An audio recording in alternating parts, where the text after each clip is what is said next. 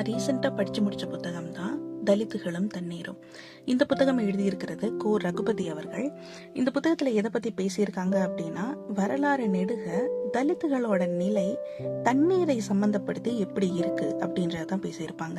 இங்க தண்ணீர் அப்படின்றத நம்ம ஒரு மெட்டஃபரா கூட எடுத்துக்கலாம். ஏன்னா இந்த தண்ணீர் அப்படின்ற ஒரு காரணி மாதிரி தான் நிறைய விஷயங்கள் தலித் மக்களுக்கு அணுகவே முடியாத ஒரு விஷயமா இருக்கு.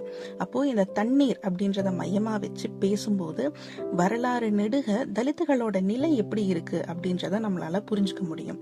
இந்த புத்தகத்துல காலனி ஆட்சிக்கு முன்னாடி இருந்தே, அதாவது பிரிட்டிஷர்ஸ் வர்றதுக்கு முன்னாடி இருந்தும், பிரிட்டிஷர்ஸ் ஆட்சியிலையும், பிரிட்டிஷ் ஆட்சிக்கு பிறகும், அதாவது இப்ப சுதந்திர இந்தியாலையும் தண்ணீரும் தலித்துகளும் இவங்களுக்கு இடையில இருக்கிற அந்த உறவு அப்படின்றது எப்படி இருக்கு அப்படின்றதான் பேசியிருக்காங்க.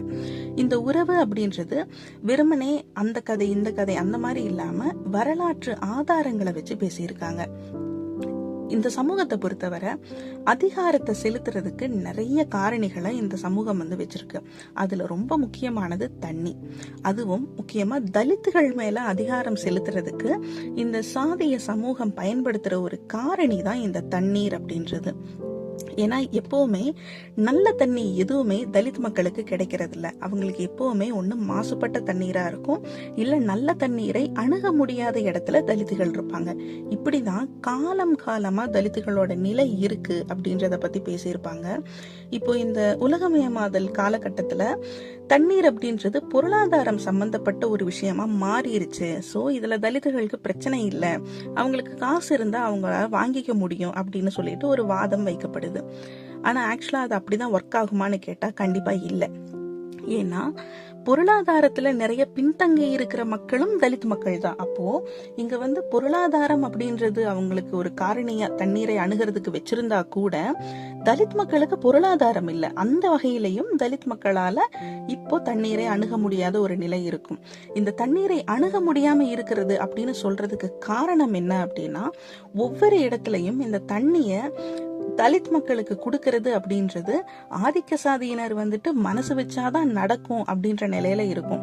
ஒரு உதாரணத்துக்கு சொல்லணும்னா, இப்போ நம்ம ஊர்கள்ல இந்த நீர்த்தேக்க தொட்டிகள் வச்சிருப்பாங்க. அந்த நீர்த்தேக்க தொட்டிகள் எதுவுமே தலித் மக்களோட குடியிருப்பு பகுதிகள்ல பெரும்பாலும் அமைக்கப்படுறது இல்ல.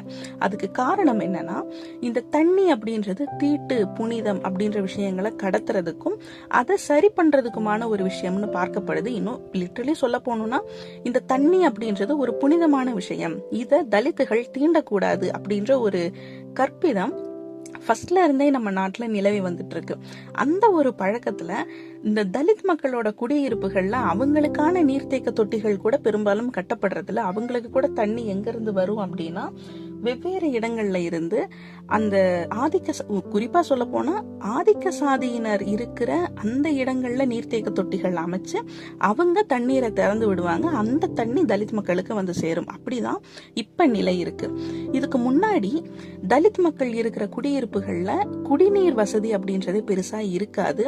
அங்க அவங்களுக்கு தண்ணி தேவைப்பட்டுச்சுன்னா அவங்க ஆதிக்க சாதியினர் இருக்கிற அந்த குடியிருப்பு பகுதிகளில் தலித் மக்கள் போய் அவங்க கிட்ட அதாவது ஆதிக்க சாதியினர் மனசு வச்சா தண்ணி கிடைக்கிற அளவுக்கு தான் தலித் மக்களோட நிலை இருந்தது. இத பத்தி ஒரு பெரிய கணக்கெடுப்பே இந்த புத்தகத்துல பேசியிருப்பாரு கோ ரகுபதி அவர்கள்.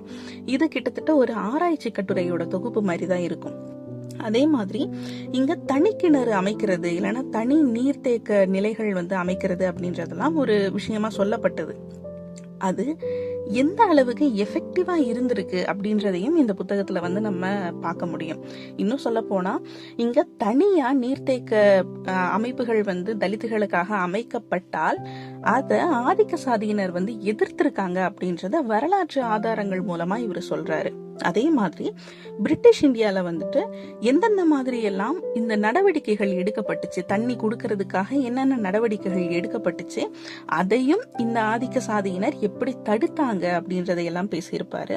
இன்னும் ரொம்ப முக்கியமா சென்னை மாகாணத்துல அந்த அவையில என்னென்ன மாதிரியான மசோதாக்கள் தலித் மக்களுக்கு தண்ணீர் கொடுக்கறதுக்காக வைக்கப்பட்டது, அந்த மசோதாக்கள் மீது என்னென்ன மாதிரியான டிஸ்கஷன்ஸ் வந்தது, என்னென்ன மாதிரியான எதிர்ப்புகளும் ஆதரவுகளும் வந்தது, இது எல்லாத்தையுமே இவர் பதிவு பண்ணியிருக்காரு.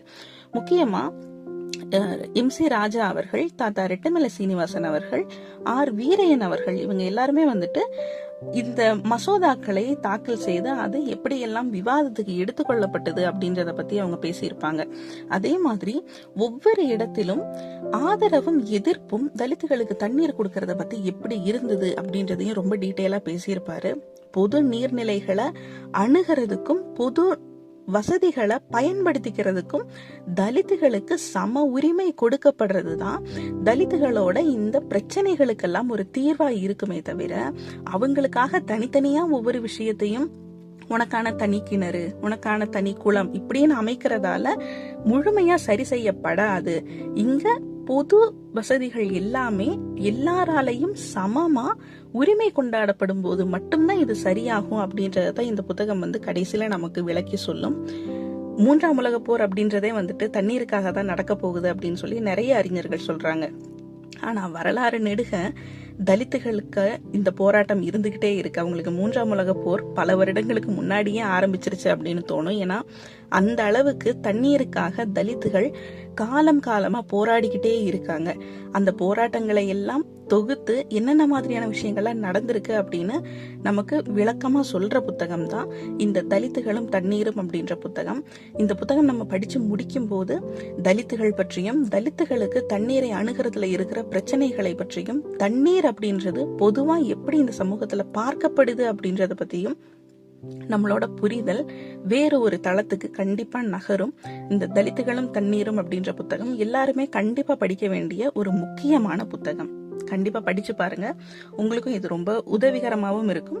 நிறைய விஷயங்களை புரிஞ்சுக்கிறதுக்கு உங்களுக்கு இது ஒரு டூலா பயன்படும் நான் நம்புறேன். நன்றி.